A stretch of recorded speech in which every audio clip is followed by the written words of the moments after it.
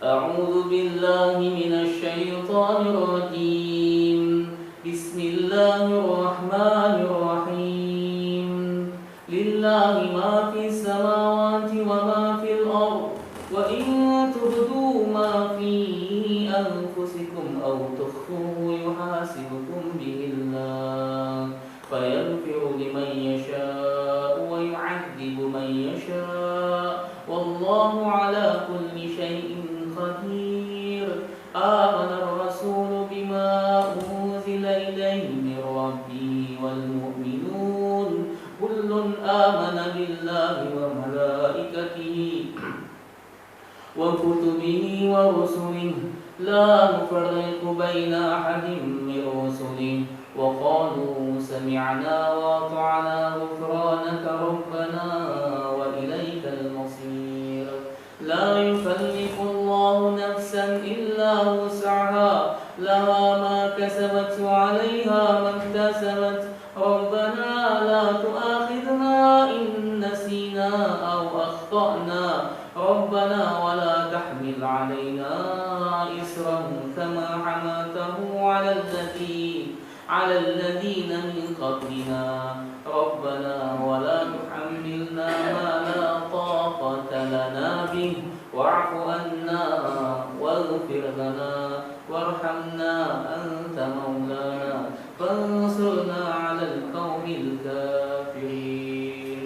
اللهم ارحمنا بالقرآن ورحمتك semua Baik, Allah awali dengan kalimat lillahi ma fis samawati wa fil ardh. Punya Allah, milik Allah apa yang ada di langit dan apa yang ada di bumi. Banyak ayat yang menyebutkan tentang hal ini. Yang memiliki ini semua adalah Allah Subhanahu wa taala. Langit, bumi dan segala apa yang ada di dalamnya. Sehingga kalau ini semua milik Allah, kita aman, kita tenang. Coba kalau ini milik orang, kita ini bayar terus pakai hari, ya kan? Kita harus dituntut, diminta. Ini punya Allah. Jadi kita ngerasa aman, tiap hari itu tenang. Kita ini punya Allah, aman, tenang. Mau kapan kita dihidupkan, kapan kita dimatikan, hembusan nafas kapan kita bisa keluarkan, tarikan nafas kapan kita bisa hidup. Karena Allah Subhanahu wa taala yang memiliki kita. Maka kita katakan, Allah katakan lillahi ma fis samawati wa fil ardh. Punya Allah. Engkau itu punya Allah. Apa yang ada semua ini punya Allah. Ya. Sekali lagi ayat yang menyebutkan tentang ini banyak sekali ya, dalam Al-Qur'an. Lillahi ma fis samawati wa fil ardh. Punya Allah apa yang ada di langit dan apa yang ada di bumi. Kita lalu punya apa? Kita ternyata enggak punya apa-apa kecuali dua saja. Mustaqarrun wa mata'un ilahi. Tempat tinggal sementara dan kesenangan yang terbatas. Selalu begitu ya. Tempat tinggal sementara yaitu dunia ini dan mata'un ilahi, kesenangan. Tapi kesenangan kita yang terbatas. Bapak makan pindang, semuanya lengkap, ada lalapnya, ikan pindang baung, ya kan, sambalnya lengkap, macam-macam pula tentang sambalnya itu, tambah tempe pula tambahnya. Waktu makan pertama lezat, ya kan, tapi ternyata menunya banyak sehingga berlebih. Itu biar dipaksa masuk mulut, ya kan, masuk perut enggak menerima. Walaupun tadinya di suapan pertama ketika lapar itu nikmat luar biasa, tapi kalau udah penuh lambung kita ini, biar dipaksa-paksa muntah kita Pak, karena mata ilahi ya, kesenangan kita itu terbatas ya. Baik, menurut Allah Subhanahu wa taala.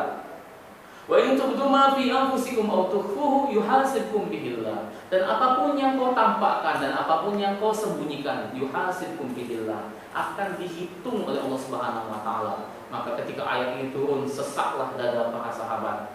Kemudian mereka berkata kepada Rasulullah SAW, ya Rasulullah, berat amat kalau begitu ya Rasulullah. Ini kok semua apa yang kita tampakkan dan kita sembunyikan dihitung sama Allah. Oke lah kalau yang ditampakkan, ini yang disembunyikan juga dihitung sama Allah. Apa yang terletak dalam hati pun dihitung sama Allah. Alangkah beratnya ini ayat. Kata Nabi SAW, ya begitu ayatnya turun. Mau kayak mana lagi memang begitu ayatnya turun. Yuhasibkum bihillah. Bayar biru liman yasha, dan Allah akan ampuni bagi siapa yang Allah kehendaki, wa yu'adzu man yasha, dan Allah akan azab bagi siapa yang kehendaki, yang Allah kehendaki. Wallahu ala kulli syai'in qadir, dan Allah kuasa atas segala sesuatu. Namun ayat ini majelis Allah Subhanahu wa taala dihapus hukumnya. Kemudian turun ayat yang kedua yang menyebabkan hati Rasulullah SAW senang karena beliau mengatakan kita ini umat ya, yang diberikan oleh Allah Subhanahu wa taala doa yang dengan doa itu Allah berikan kepada kita sebuah dispensasi, barangkali sebuah penangguhan atau ampunan keringanan dari Allah Subhanahu wa taala karena kita ini mesti berbuat dosa. Nanti kita akan bahas ayatnya. Jadi ayat yang di atas itu terhapus hukumnya dengan ayat yang di bawah sini. Apa ayat itu yang menyebabkan Nabi SAW senang? Amana Rasulullah bima unzila ilaihi min rabbih wal mu'minun. Telah beriman Rasul ya. Dan apa-apa yang diturunkan kepada orang-orang mukmin, beriman kepada Allah, ya, para rasul itu, dan apa yang diturunkan dari Tuhannya, dan beriman juga orang-orang mukmin. Kullun amana billahi wa malaikatihi wa kutubihi wa rusulihi, beriman juga kepada Allah, para malaikat, para kitabnya dan rasulnya. La nufarriqu baina ahadin min rusulihi, tidak ada perbedaan antara rasul yang satu dan rasul yang lain. Semuanya itu memiliki keutamaan. Misalnya Allah sebut dalam surah Al-Baqarah juga ya, di 3 ya, di 4. Tilka rusul faddalna ba'dahum 'ala ba'd wa minhum man kallama Allah wa rafa'a ba'dahum darajat. Dari semua rasul-rasul itu ada rasul-rasul yang Allah angkat derajatnya, ada rasul yang bisa berbicara dengan Allah Subhanahu wa taala, kalam Allah. Tidak satu nabi yang bercakap dengan Allah itu. Nabi Ibrahim dan khususnya yang mendapat julukan itu adalah Nabi Musa, kalam Allah. Jadi tidak ada perbedaan antara nabi yang satu dengan nabi yang lain karena membawa risalah yang sama, yaitu tauhid kepada Allah Subhanahu wa taala. Seperti Nabi Musa, dia cadel, dia itu lidahnya itu cadel. Ngomongnya kurang jelas sehingga doa yang sering kita baca itu doa Nabi Musa ya. Rabbi shrah li sadri wa yassir li amri wahlul 'uqdatam min lisani. Karena waktu kecil Nabi Musa itu pernah makan bara api. Tapi sosok manusia yang cadel ini, yang ngomongnya nggak jelas ini, justru julukannya adalah kalam Allah. Orang yang berdialog dengan Allah, yang ngomong dengan Allah. Artinya majelis Allah Subhanahu wa taala, kita nggak boleh meremehkan siapapun. Musa yang cadel itu bercakap-cakap dengan Allah Subhanahu wa taala. Ya kan? Jadi kemuliaan itu atas ketetapan Allah Subhanahu wa taala. Kemuliaan itu adalah dari Allah Subhanahu wa taala. Jadi orang yang kita anggap biasa-biasa saja, ternyata dia mulia di sisi Allah Subhanahu wa taala. Nabi yang cadel ini, ternyata nabi ini bercakap-cakap dengan Allah Subhanahu wa taala. Jadi la nufarriqu baina ahadin min rasul. Wa qalu sami'na wa ata'na. Orang-orang ini adalah orang-orang yang apabila mendengarkan perintah dan larangan, sami'na wa ata'na. Dengar dan taat. Gak ada kenapa ya? Kenapa gak boleh makan daging babi? Ya Allah haramkan ya kan? Al-khanzir, hurimat alaikum al-khanzir, diharamkan oleh kalian babi. Kalau kita tanya kenapa? Enggak, pokoknya kalau kata Allah haram ya haram. Kata Allah diharamkan atas kalian itu minuman beralkohol ya kan, minuman yang memabukkan. La taqrabus shalah wa antum sukara, jangan kalian salat dalam keadaan kalian mabuk ya kan. Gak boleh. Kenapa? Ya. Dan ada pertanyaan para sahabat itu. Ada perintah berhijab. Kenapa dalam surat Nur dan surat Al-Ahzab ya tentang perintah itu? Ketika turun ayat itu, para sahabi ya, istri Nabi itu ketika istri para sahabat dan istri Nabi, ketika turun ayat itu, para suami menyampaikan kepada istrinya, "Dek, tadi itu ada wahyu turun.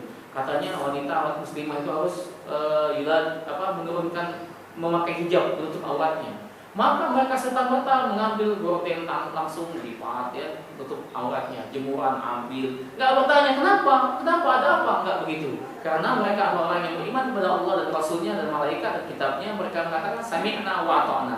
Apapun perintah itu kami dengar dan kami taati. Jadi enggak ada diskusi yang panjang dengan lakinya. "Ah bang, itu kan enggak." Ya kan, mereka saat dengar dan mereka taati. Ghufranaka rabbana wa ilaikal masir. Ya, semoga dengan itu engkau akan diampuni oleh Allah Subhanahu wa taala, kepada Allah kita akan dikumpulkan. La yukallifullahu nafsan illa wus'aha. Tidaklah Allah itu memberikan beban, ujian, musibah, bencana, atau tugas, atau perintah, atau sebuah larangan illa wus'aha, kecuali sesuatu itu sudah memang Allah ukur bisa kita mengerjakannya. Setelah 5 waktu ini, Allah udah ukur kita bisa mengerjakannya. Nanti puasa Ramadan, Allah udah ukur kita ini sudah bisa melakukannya. Semua perintah Allah udah ukur, semua ujian sudah Allah ukur, ya kan? Semua kesusahan sudah Allah ukur. La yukallifullahu nafsan illa wus'aha. Karena Allah itu tidak zalim kepada hambanya. Laha ma kasabat wa 'alaiha maktasabat. Apapun yang diusahakan oleh seseorang, maka dia akan mendapatkan apa yang dia usahakan itu. Sering saya sampaikan, dunia kita hidup ini bukan sekali, kita hidup ini 2 kali.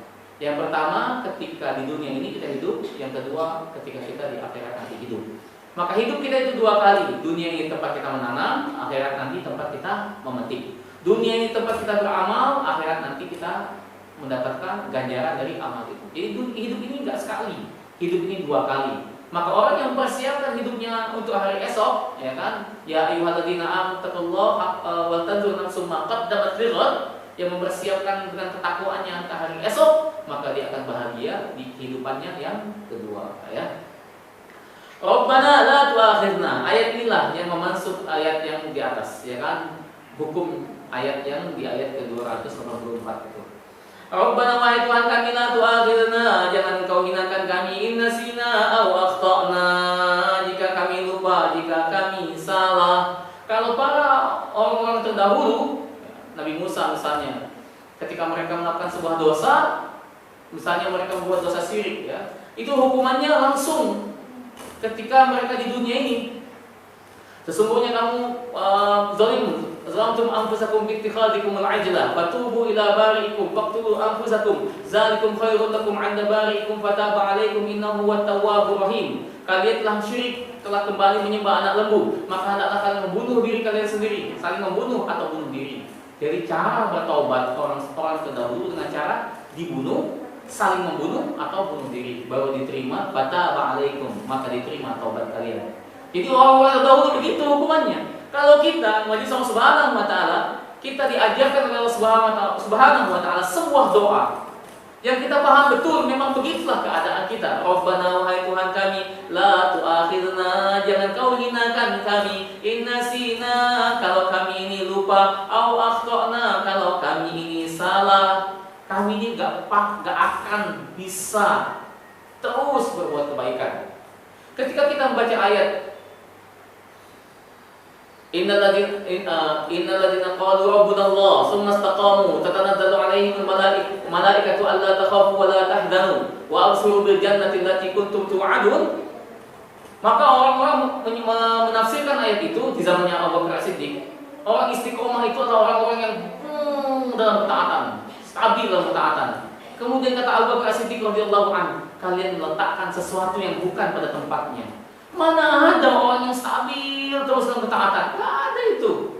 Mana ada orang yang terus menerus istiqomah dalam ketaatan, gak pernah buat dosa? Gak ada itu. Yang dimaksud oleh ayat itu, kata Abu Bakar Siddiq radhiyallahu anhu, istiqomah itu adalah ketika kau katakan la ilaha illallah tsumma istaqim. Kau berkata la ilaha illallah, kemudian kau tetap di atas mentauhidkan Allah itu, tidak mati kecuali dalam keadaan mentauhidkan Allah, maka engkau akan dapatkan surga. Kalau dosa-dosa kita ini, ya kan, nggak bisa kita lepaskan dari dosa kita. Dosa siapa? Misalnya dosa bapak-bapak, laki-laki kita ini. Dosa laki-laki ini sering saya sebutkan, di mata kita ini mana bisa? Mata kita ini nggak bisa lihatnya bening-bening, langsung aja butek, ya kan, pikiran. Nggak bisa, langsung mata mengikutin, ya kan.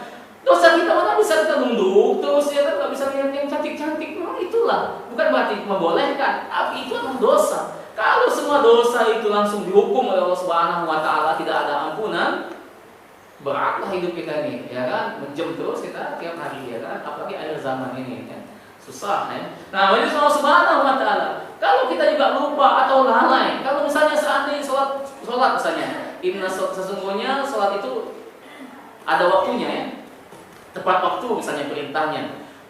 Ayu amrin afdal. Ya Rasulullah, amalan apa yang afdal? As-salatu ala waqtiha, salat tepat waktu. Apakah kita menjamin seharian kita tepat waktu terus, ya kan? Subuh, zuhur, asar, besok juga demikian, besok juga enggak, mesti kita naik turun, ya kan, dalam ibadah pada Allah Subhanahu wa taala. Sehingga kita pahami Allah mengajarkan kepada kita sebuah ayat, kita minta sama Allah, Rabbana la tu'akhidna in nasina aw akhtana. Kalau kami ini lupa, kalau kami ini lalai, kalau kami ini salah, ampuni kami ya Allah, jangan hinakan kami ya Allah. Jadi kita punya peluang, umat akhir zaman ini punya peluang. Kalau kita minta ampun, peluang Allah sudah janjikan sini, kita akan diampuni. Syaratnya apa? Minta ampun. Syaratnya, ya kan? Rabbana wala tuhammilna Rabbana wala tahmil alaina isran kama hamaltahu 'alal ladzina min qablina. Jangan Kau bebankan pada kami ya Allah sesuatu yang Kau bebankan pada orang-orang sebelum kami. Seperti yang saya katakan tadi di kisahnya Nabi Musa, ya kan? Hukumannya langsung, ya kan?